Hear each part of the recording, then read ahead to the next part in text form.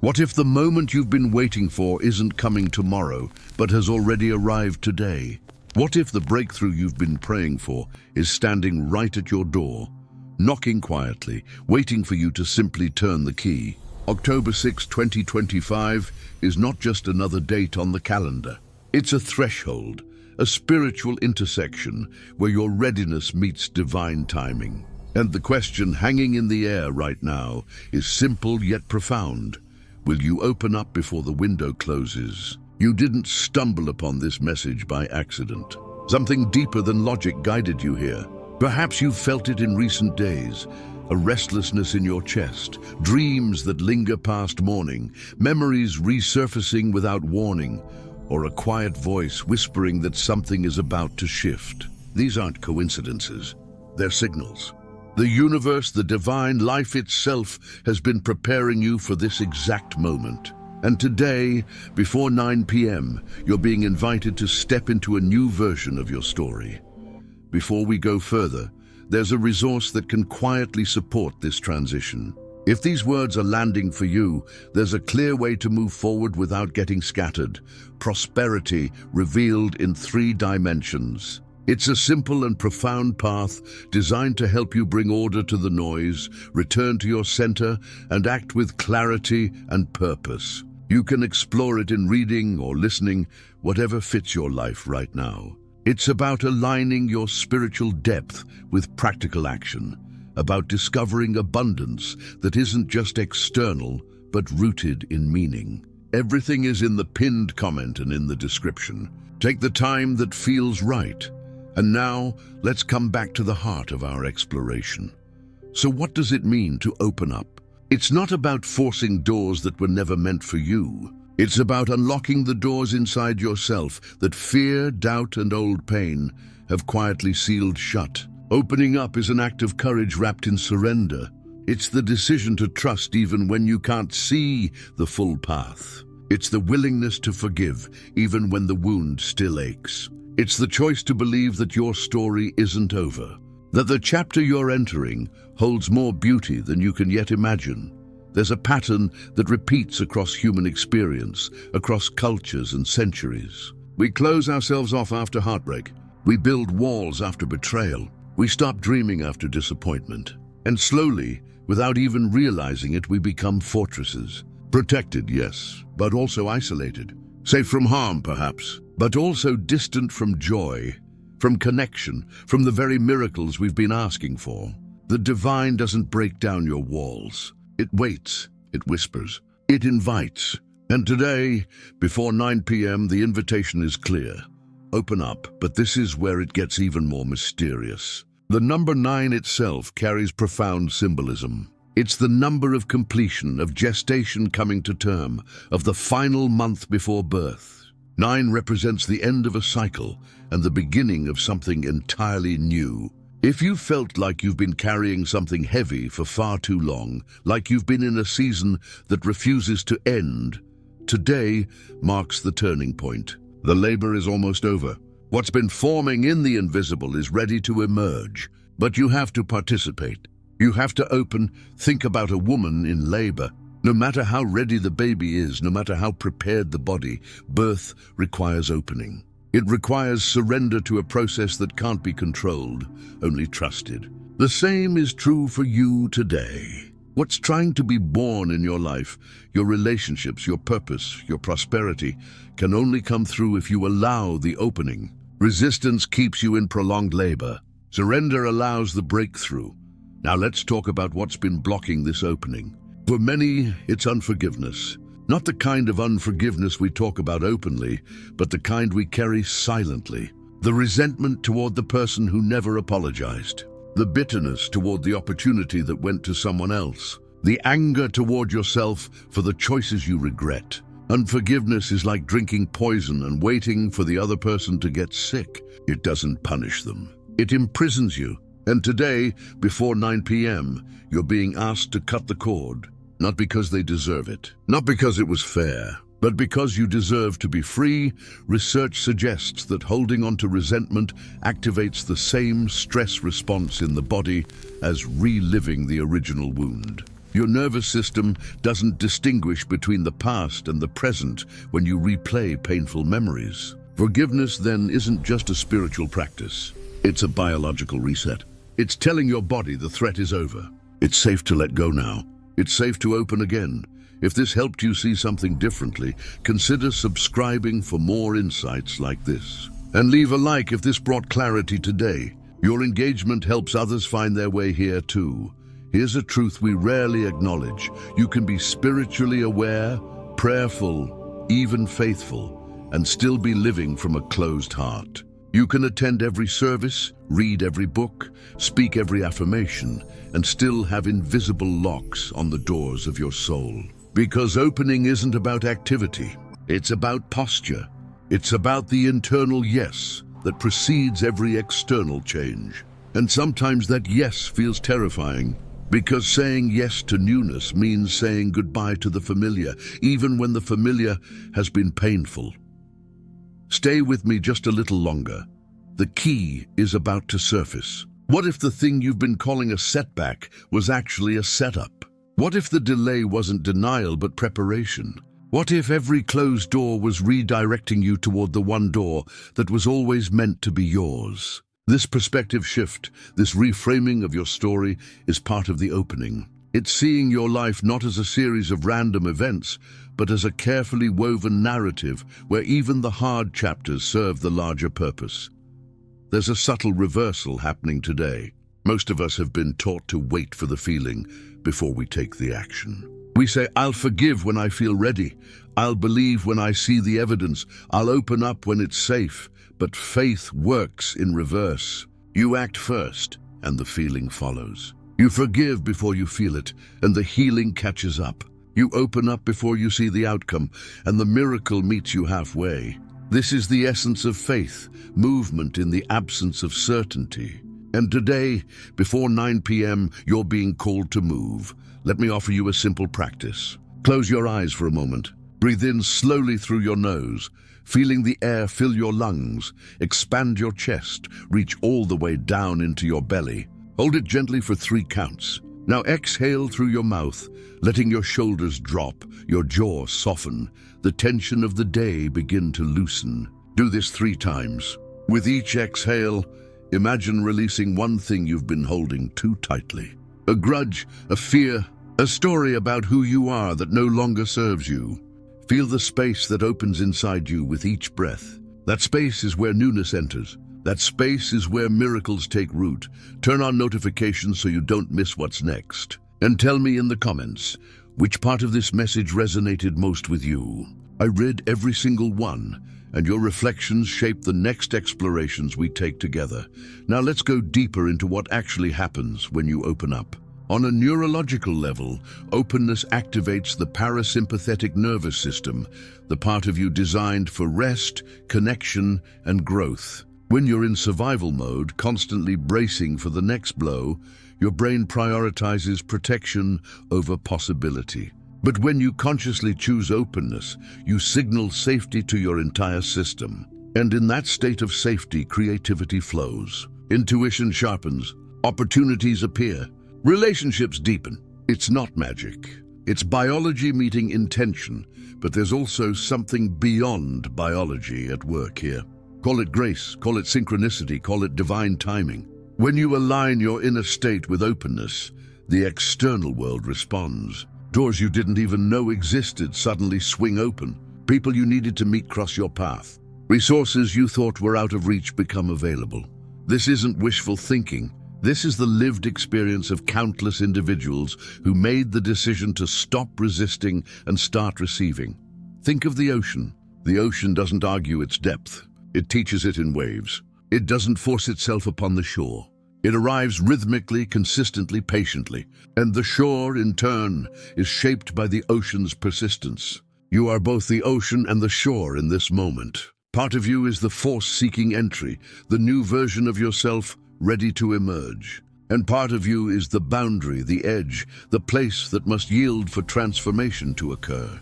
The question is, will you let the wave reshape you, or will you build walls to keep it out? Here's what most teachings about manifestation and faith get wrong.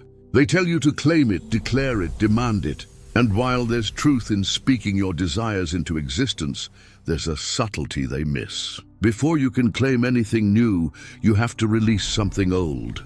Before the hand can receive, it must first open. A clenched fist, no matter how determined, cannot hold a gift. So the real work, the sacred work, is the unclenching. It's the softening. It's the willingness to say, I don't know how this will unfold, but I'm open to it.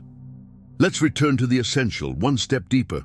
What does it mean to be chosen? It's not about being better than anyone else. It's not about superiority or special privilege. Being chosen means being called to a specific purpose, to a unique contribution that only you can make. And the calling doesn't come with a megaphone. It comes as a whisper. It comes as a restlessness. It comes as a series of signs that only make sense when you look back. And today, if you're here, if these words are resonating, you're being reminded you are chosen. Not for ease, not for exemption from struggle, but for transformation, for breakthrough. For a life that reflects the fullness of who you were created to be. Share this with someone who might need it right now. Sometimes the message we need most arrives through unexpected channels, and you might be the channel for someone else today. But being chosen also comes with responsibility. It's not just about receiving. It's about becoming. It's about allowing the process to refine you, challenge you, stretch you beyond the borders of your comfort. Gold doesn't become gold by staying ore. It's thrust into fire, melted down, impurities removed, reshaped again and again until it reflects light perfectly. You are in the fire right now, and I know it hurts. I know it's exhausting. But this is where the transformation happens. This is where the old you burns away and the truer you emerges. Now let's talk about the practical side of opening up. Because spiritual truths without practical application remain beautiful ideas that never touch the ground. So here's what opening up looks like in real life today, before 9 p.m. It might look like sending the message you've been avoiding. It might look like having the conversation that scares you. It might look like starting the project you've been postponing. It might look like forgiving the person who hurt you, not with words, but with the decision to stop replaying the story. It might look like asking for help when you've always prided yourself on being strong. It might look like admitting you don't have all the answers. Opening up is specific, personal, and often uncomfortable. But it's always liberating. Early findings in psychology show that vulnerability, far from being weakness, is actually the birthplace of connection, creativity, and courage. When we hide behind masks, we protect ourselves from judgment, yes, but we also isolate ourselves from intimacy, from being truly seen and known. And there's a deep human hunger to be seen, not for who we pretend to be, but for who we actually are, flaws and all. Today is your invitation to be seen by yourself first, and then by the divine, by life, by the people who matter. Here's where most of us turn away. We hear the invitation to open up, and immediately the mind starts listing reasons why it's not safe. What if I get hurt again? What if it doesn't work? What if I look foolish? These are valid fears. But here's the deeper truth. Staying closed guarantees the pain you're trying to avoid. Staying closed means living half a life, always wondering what could have been. The risk of opening up isn't that you might fail. The risk of staying closed is that you'll never know what you were capable of becoming. One layer deeper, and something essential appears. The reason today matters, the reason there's a specific time attached to this message, 9 p.m., is not about creating pressure. It's about honoring the principle of kairos. Kairos is the ancient Greek concept of the right moment, the opportune time, the convergence of readiness and possibility. Chronos is clock time, linear and unending. Kairos is sacred time, the moment when heaven touches earth, when the ordinary becomes extraordinary. Today, before 9 p.m., you're standing in Kairos. And Kairos doesn't wait. Your comment helps me shape the next explorations. Drop a word or a phrase below that captures what you're feeling right now. Think of a seed. A seed can sit in storage for years, decades even, and remain dormant. But place that same seed in soil, add water, warmth, and light, and suddenly life explodes from within it. The seed didn't change. The conditions did. You are that seed. And today, the conditions are finally right. The soil of your life has been prepared through everything you've endured. The water of grace is being poured. The light of awareness is shining. All that's left is for the seed to split open. And yes, the splitting is part of the process. Growth requires breaking. Opening requires surrender. Birth requires labor. But on the other side of the breaking is life. On the other side of the surrender is freedom. On the other side of the labor is newness. Let's test this idea against your day. What would change in your life if you approached today, this moment, this hour before 9 p.m.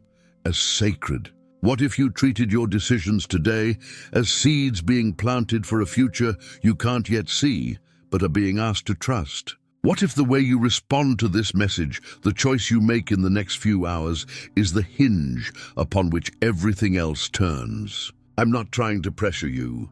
I'm inviting you to consider that your life is more significant, more connected to the larger fabric of existence than you've been allowing yourself to believe. Here's a pattern we rarely name. We ask for breakthroughs, but when they arrive, they often come disguised as breakdowns. We pray for change, but change almost always requires letting go of what was. We want transformation, but transformation isn't adding something new to the old structure. It's the collapse of the old structure so something entirely different can be built. And that's terrifying. Because even when the old structure was painful, it was familiar. We knew how to navigate it. The new is unknown. The new requires trust. And trust, real trust, is one of the hardest practices in the human experience. But here's what happens on the other side of trust. When you finally release control, when you stop trying to manipulate outcomes, when you open your hands and say, "Not my plan, but the highest plan," life begins to flow. Synchronicities multiply. Doors open effortlessly. People show up exactly when you need them. Not because you forced it, but because you allowed it. There's a difference between striving and aligning. Striving is pushing against resistance. Aligning is positioning yourself to receive what's already moving toward you. Today, before 9 p.m., you're being invited to stop striving and start aligning. If this resonates, the next step may feel familiar. It's the step of declaration. Words carry weight, not because they're magical incantations, but because they shape the internal landscape from which all action flows. So speak it out loud, even if you're alone. I am open. I release what no longer serves me. I forgive myself and others. I trust the process. I receive what is mine. Feel the words in your body. Notice what shifts. Notice what resists. Both are information. Both are part of the opening. Let me share a story. There was a woman who spent years carrying the weight of a broken relationship. She prayed for healing, attended workshops, read every book, but nothing changed. One day she realized she was holding on to the pain because it was the last connection she had to that person. Letting go of the pain felt like betraying the love they once shared. So she stayed stuck, not because she didn't want freedom, but because she didn't know who she'd be without the familiar ache. Then one quiet afternoon she made a decision. She wrote a letter she'd never send, said everything she needed to say, and then burned it. As the paper turned to ash, something inside her released. The weight lifted. And within weeks, new opportunities, new people, new possibilities began appearing in her life. Not because the universe rewarded her ritual, but because she finally made space for something new by releasing her grip on the old. That's what today is asking of you. What are you gripping too tightly? What pain have you confused with loyalty? What fear have you mistaken for wisdom? What familiar limitation have you accepted as identity? Today, before 9 p.m., you have permission to let it go. You don't need anyone's approval. You don't need to explain it to anyone. This is between you and the deeper intelligence guiding your life. Now let's move from idea to experience. Find a quiet space, even if just for 60 seconds. Close your eyes again. This time as you breathe in, Imagine light entering the crown of your head, flowing down through your face, your neck, your shoulders, your chest. As you breathe out, imagine any darkness, any heaviness, any resistance flowing out through your feet into the earth where it can be transformed. Do this for 3 full breaths. With the 4th breath, ask yourself one simple question: what wants to be born in me today? Don't force an answer. Just listen. The answer might come as a word, an image, a feeling, or simply a knowing. Trust it, that's your inner guidance speaking. That's the divine whispering your next step. And here's the mystery. When you open up, you don't just receive what you asked for. You often receive what you didn't even know you needed. You ask for a job, and you receive a vocation. You ask for a relationship, and you receive self-love first. You ask for success, and you receive the clarity to redefine what success actually means for you. The divine is wiser than your wish list. And when you open up, you're saying, I trust that what comes is better than what I imagined. But there's one detail we almost always miss, and this is where it really turns. Opening up doesn't mean you'll never feel pain again. It doesn't mean life will suddenly become easy. What it means is that you'll stop resisting life. And when you stop resisting, suffering decreases. Pain is inevitable. Suffering, the mental and emotional story we add to pain, is optional. When you're open, you can hold pain without being destroyed by it.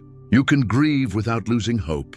You can struggle without losing faith. Because openness creates spaciousness. And in that spaciousness, even difficult emotions can move through you without defining you. Evidence indicates that people who practice acceptance and openness, even in the face of hardship, report higher levels of well-being and resilience than those who resist and fight against their circumstances. This doesn't mean passivity. It means choosing where to direct your energy. Fighting reality drains you. Accepting reality and then acting from that acceptance empowers you. There's something else I want you to understand about this moment. The resistance you feel right now, the voice telling you this is too simple, too good to be true, that voice isn't protecting you. It's the last defense mechanism of an old identity that knows its time is ending. That voice gets louder right before breakthroughs because it senses the shift coming. Don't mistake that loudness for truth. It's just noise trying to drown out the whisper of your becoming. Consider the caterpillar in its cocoon. At a certain point in the metamorphosis, the caterpillar's body begins to dissolve. It literally turns to liquid. Imagine being that caterpillar. Everything you knew about yourself is disappearing. Your form, your function, your very structure is melting away. If the caterpillar had a conscious mind, it would panic. It would think this is death. It would resist with everything it had. But this dissolution isn't death. It's transformation. And what emerges from that liquid chaos is something that can fly. You are in the dissolving stage. The person you were is becoming liquid, so the person you're meant to be can take form. This is why everything feels uncertain right now. This is why you can't see the shape of what's coming. You're in the transition, in the chrysalis, in the space between what was and what will be. And today, before 9 p.m., you're being asked to trust the process. To stop trying to hold on to the caterpillar when the butterfly is trying to emerge. If this message is speaking to your soul, hit that subscribe button and join this community of seekers and transformers. We're all on this journey together. Here's what I know about people who make it through this portal. They stop asking for guarantees. They stop waiting for perfect conditions. They stop needing to understand everything before they move. Instead, they take one step, just one. They forgive one person. They release one fear. They speak one truth. They make one choice aligned with their deeper knowing. And that one step creates momentum. That one step signals to the universe, I'm ready. I'm participating. I'm opening up, and the universe responds. Not always in the way you expect.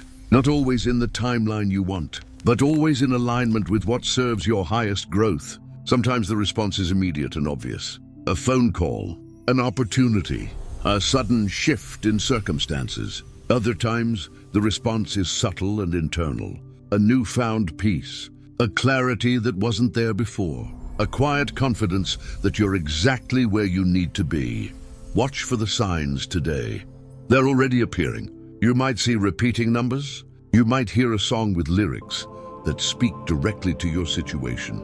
You might run into someone you haven't seen in years who has exactly the message you needed. You might have a dream tonight that reveals the next step.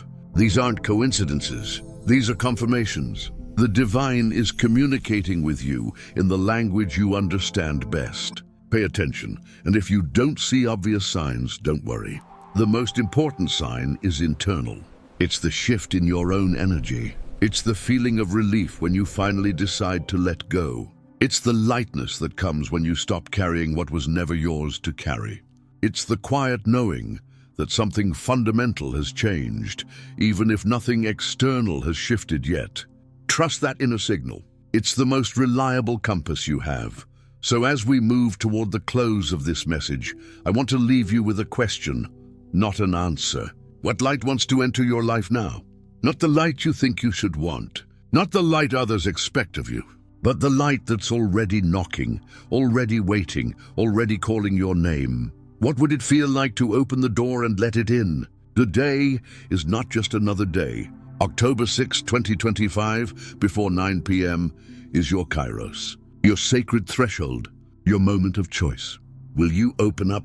Will you forgive? Will you trust? Will you take the first step toward the life that's been waiting for you all along? The universe is listening. The divine is watching. And more importantly, your future self is rooting for you. Make the choice that honors the fullness of who you came here to be. Open up and watch everything change. There's something else I want you to understand about this moment. The resistance you feel right now, the voice telling you this is too simple, too good to be true, that voice isn't protecting you. It's the last defense mechanism of an old identity that knows its time is ending. That voice gets louder right before breakthroughs because it senses the shift coming. Don't mistake that loudness for truth. It's just noise trying to drown out the whisper of your becoming. Consider the caterpillar in its cocoon. At a certain point in the metamorphosis, the caterpillar's body begins to dissolve. It literally turns to liquid. Imagine being that caterpillar. Everything you knew about yourself is disappearing. Your form, your function, your very structure is melting away. If the caterpillar had a conscious mind, it would panic. It would think this is death. It would resist with everything it had. But this dissolution isn't death. It's transformation. And what emerges from that liquid chaos is something that can fly. You are in the dissolving stage. The person you were is becoming liquid, so the person you're meant to be can take form. This is why everything feels uncertain right now. This is why you can't see the shape of what's coming. You're in the transition, in the chrysalis, in the space between what was and what will be. And today, before 9 p.m., you're being asked to trust the process. To stop trying to hold on to the caterpillar when the butterfly is trying to emerge. If this message is speaking to your soul, hit that subscribe button and join this community of seekers and transformers. We're all on this journey together. Here's what I know about people who make it through this portal. They stop asking for guarantees. They stop waiting for perfect conditions. They stop needing to understand everything before they move. Instead, they take one step, just one. They forgive one person. They release one fear. They speak one truth. They make one choice aligned with their deeper knowing. And that one step creates momentum. That one step signals to the universe, I'm ready. I'm participating. I'm opening up, and the universe responds. Not always in the way you expect. Not always in the timeline you want. But always in alignment with what serves your highest growth. Sometimes the response is immediate and obvious. A phone call. An opportunity. A sudden shift in circumstances. Other times, the response is subtle and internal. A newfound peace. A clarity that wasn't there before. A quiet confidence that you're exactly where you need to be. Watch for the signs today. They're already appearing. You might see repeating numbers. You might hear a song with lyrics that speak directly to your situation. You might run into someone you haven't seen in years who has exactly the message you needed. You might have a dream tonight that reveals the next step. These aren't coincidences. These are confirmations. The divine is communicating with you in the language you understand best. Pay attention, and if you don't see obvious signs, don't worry. The most important sign is internal. It's the shift in your own energy. It's the feeling of relief when you finally decide to let go. It's the lightness that comes when you stop carrying what was never yours to carry. It's the quiet knowing that something fundamental has changed, even if nothing external has shifted yet. Trust that inner signal. It's the most reliable compass you have. Before I close, I want you to take one more breath with me. Right now, wherever you are, breathe in deeply. Hold it for a moment at the top. And as you release, imagine every doubt, every fear, every resistance flowing out of you. Feel how much lighter you are already, just from this simple act of release. That lightness is available to you always. It's not something